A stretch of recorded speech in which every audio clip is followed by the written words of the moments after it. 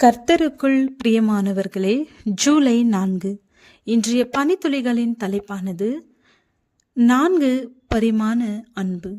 வசனம் எபேசியர் 3வது அதிகாரம் 19வது வசனம்.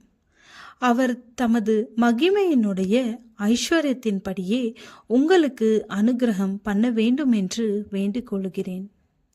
வாலிபன் ஒருவன் தன் பெற்றோர்கள் விதித்த கட்டுப்பாடுகளுக்கு கீழ்ப்படிய மறுத்து வீட்டை விட்டு வெளியேறினான். அதிகமாக வைத்திருந்த பணத்தை வைத்து சுகபோகமாக வாழ்க்கை நடத்தினான். பொழுதுபோக்குவதில் நண்பர்களோடு சுற்றி திரிந்து தன்னை பெற்ற பெற்றோரையும் பாதுகாத்து வழிநடத்தும் ஆண்டவரையும் மறந்து வாழ்ந்து வந்தான்.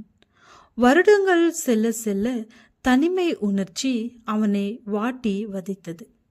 எல்லாம் இருந்தும் வீட்டில் தன்னுடன் பேசுவதற்கும் அன்பு செலுத்துவதற்கும் யாரும் இல்லாத ஒரு வகையான வெறுமை எண்ணம் அவனை ஆட்கொண்டது.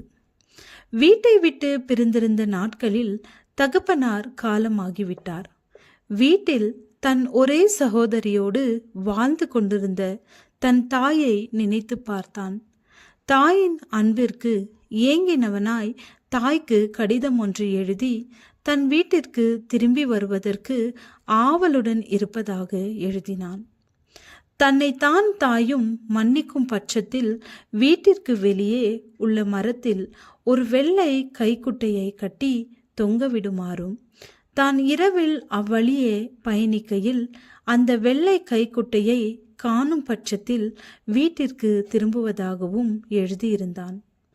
உடனே அந்த தாய் மிகவும் மகிழ்வுற்று ஒரு கைக்குட்டையை கட்டினால் மகன் கண்ணில் அது தெரியாமல் போவதற்கு வாய்ப்பு இருக்கிறது என்று எண்ணி பல கைக்குட்டைகளை அந்த மரத்தின் பல்வேறு இடங்களில் தொங்கவிட்டாள். தாயின் அன்பு வீடு திரும்பும் மகனுக்கு மிகுந்த மனமகிழ்ச்சியை ஏற்படுத்தியது. நம் கர்த்தரின் அன்பு தாயின் அன்பை விட மேலானது. இந்த உலகத்தில் 4 பரிமாணங்கள் கொண்ட ஒரே ஒருவர் ஆண்டவராகிய இயேசு கிறிஸ்து.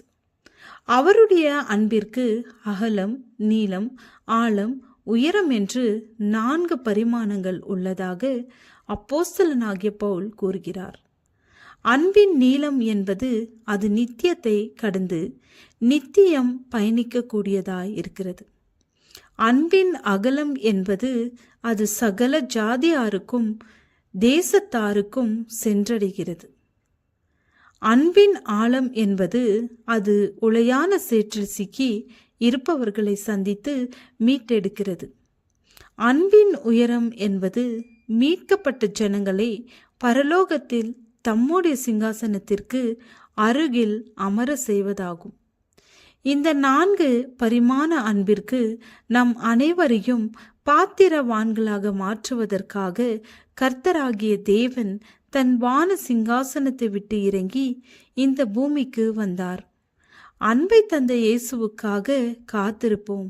தேவ ஆசீர்வாதம் பெறுவோம். ஜெபம்.